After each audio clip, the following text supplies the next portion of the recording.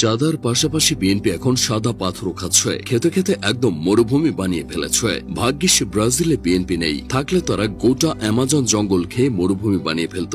যুবদল নেতা নয়ন এবার বলতেই পারেন, তারেক রহমান জানেন নাকি পাথর খেকোদের নায়ক আপনি? সবাই পাথর চুরির সমালোচনা করলেও ভালো দিকগুলো কেউ দেখছে না। এত পাথর তুলতে নিশ্চয়ই হাজার হাজার লোক লেগেছে, ফলে তাদের কর্মসংস্থান হয়েছে। ক্ষমতায় আসার আগেই হাজার হাজার কর্মসংস্থান করতে পারলে ক্ষমতায় এসে বিএনপি নিশ্চয়ই লাখ লাখ কর্মসংস্থান করবে। তাছাড়া বিএনপি সবগুলো পাথর বিক্রি করছে না, কিছু রেখে দিচ্ছে শয়তানের দিকে ছোড়ার জন্য। ফলে এবার থেকে হজের জন্য সৌদি যাওয়া লাগবে না। বিএনপির এই পাথর বাণিজ্যের ফলে দেশের তরুণ উদ্যোক্তারা উপকৃত হবে। তারা নতুন ধারণা পাবে কিভাবে পরিবেশটাকে কাজে লাগিয়ে হাজার হাজার কোটি টাকা আয় করা যায়। বিএনপি ক্ষমতায় আসা মাত্রই দেশের প্রতিরক্ষা ব্যবস্থা কয়েক ধাপ এগিয়ে যাবে, কারণ অন্য দেশের আছে মিসাইল, বিএনপির আছে সাদা পাথর। সাদা পাথরের ভয়ে ভারতের রাফাল, পাকিস্তানের JF-17 থান্ডার বাংলাদেশকে আলাদাই সম্মান দেবে।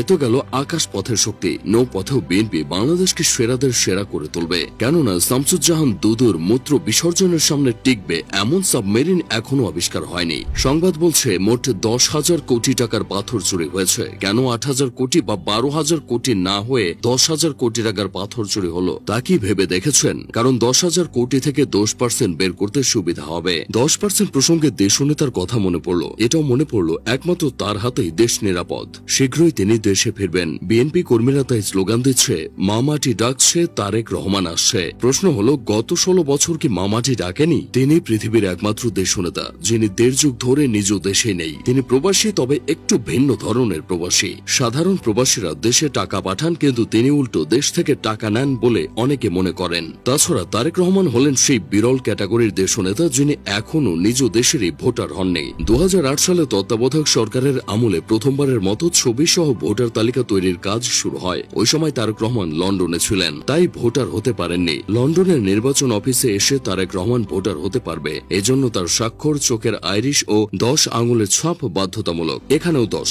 যারা ভূতপ্রেত বা অলৌকিক জিনিসে বিশ্বাস করেন না তারা তারেক রহমানকে দেখতে পারেন। কেননা ঢাকা থেকে 8,000 কিলোমিটার দূরে বসেও তিনি জুলাই আন্দোলনের নায়ক। তবে ভিডিও কলের যুগে বিষয়টাকে অযৌক্তিক বলা যায় না। তাছাড়া উত্তাল জুলাই দেশের মাটিতে ছিল রাকিব ও নাসিরের মতো বীর সন্তানেরা। মেসিডোনিয়ার বীর ছিল আলেকজান্ডার, বাংলাদেশের আছে সেক্টর কমান্ডার রাকিব। ফ্রান্সের ছিল নেপোলিয়ন, বাংলাদেশের আছে মেজর নাসির। যুবদলের নয়নের কথা আলাদা ভাবে বলতে হয়। তারেক রহমান জানেন নাকি 5 আগস্টের নায়ক আপনি? এটাই নয়নের দাবি। এই দাবির চেয়ে ইমো কলে বাবা হয়ে যাওয়াটা সম্ভবত বেশি যৌক্তিক। এদিকে সিলেটের সাদা পাথর চুরির ইস্যুতে অনেকে শঙ্কিত। ক্ষমতায় বসার আগে বিএনপি এমন শুরু করলে ক্ষমতায় বসার পর না জানে কি করবে। তারা জানে না 96 বছরের ইতিহাসে ব্রাজিল 5 বারের চ্যাম্পিয়ন, আর মাত্র 5 বছরে বিএনপি ছিল 5 বারের চ্যাম্পিয়ন। তাছাড়া হুট করেই সিনেমা মুক্তি পায় না, আগে ট্রেলার আসে।